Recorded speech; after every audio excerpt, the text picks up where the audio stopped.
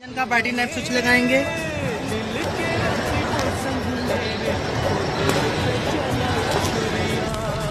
एक एक करके सारे सर्किट ब्रेकर को ऑन करते हैं।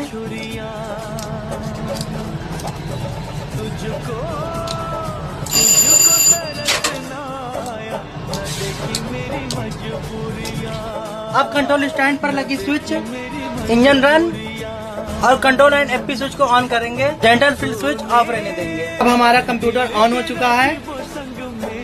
अब 15 सेकंड के लिए प्राइम पर रखते हैं।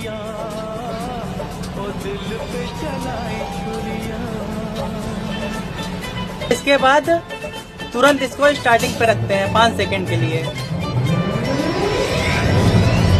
इंजन हमारा स्टार्ट हो गया है। इसको छोड़ आइसोलेशन स्विच 2 मिनट के बाद ही रन पे करना चाहिए। अगर 2 मिनट से पहले रन पे कर देंगे तो इंजन पुनः बंद हो जाएगा।